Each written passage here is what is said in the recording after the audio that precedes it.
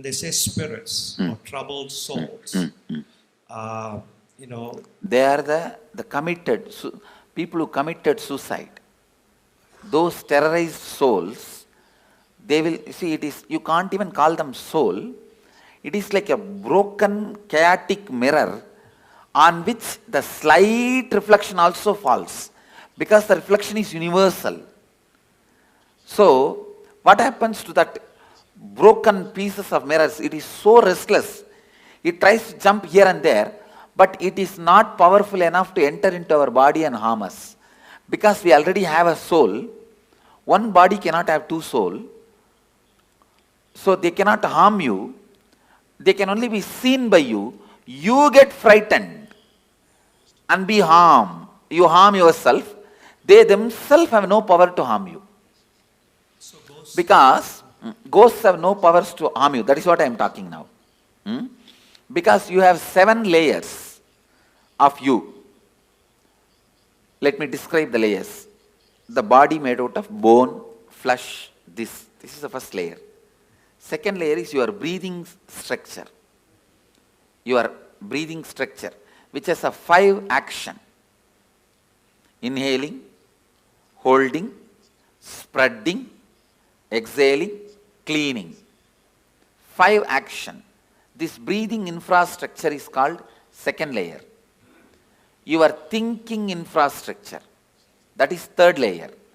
Your feeling infrastructure, emotions, that is fourth layer. The deep sleep time what you experience, the rejuvenation infrastructure, like a refuel station, that fueling station, that is the fifth layer. And the bliss, joy you experience once in a while in your life, the completion, that is the 6th layer. And the soul reflection is the 7th layer. You have 7 layers now. But that terrorized soul will have only 3 layers. The soul reflection, completion layer, and the rejuvenation layer. It will not have the emotion infrastructure, the thinking infrastructure, breathing infrastructure, and 5 senses body infrastructure. When it has 4 layers less, it is less powerful than you, it cannot harm you. It can be seen by you, perceived by you, it can be your servant, but it cannot harm you. For example, if I tell a ghost, take this water bottle and keep it there, he can do it, but he cannot harm me. For any human being, he cannot harm. Even if I tell, go and harm that person, he cannot harm you. He can appear in front of you, that you can get frightened. But he himself cannot torture you or give you suffering. Because he is a less powerful species. He is not more powerful species than you.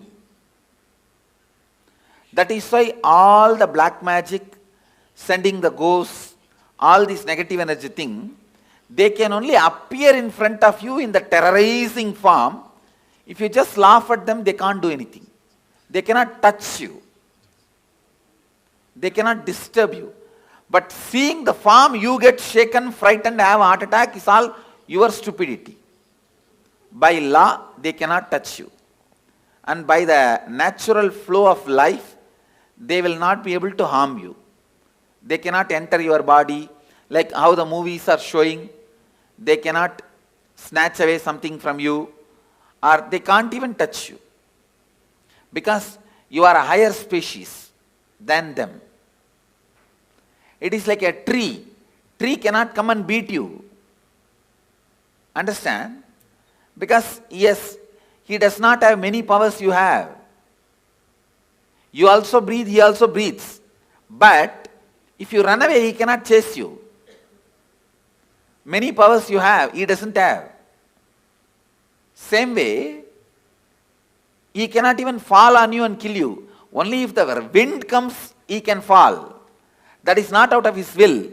Beyond his will only he falls. Same way, a ghost is a lower level species. He cannot harm you.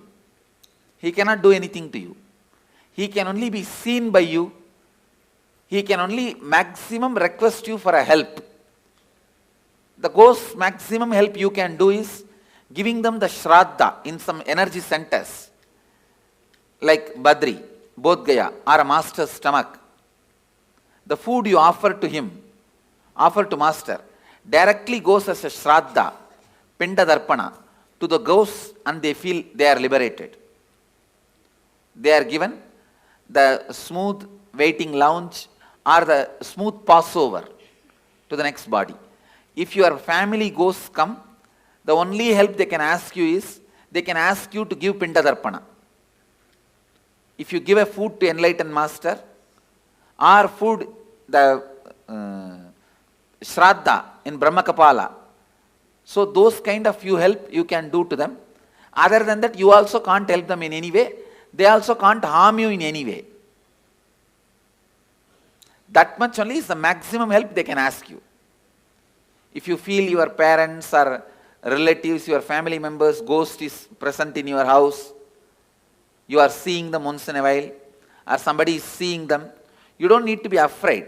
They may be just begging you for a help, to liberate them, to give Shraddha for them, to give Pinda Darpana for them. That's all, nothing else.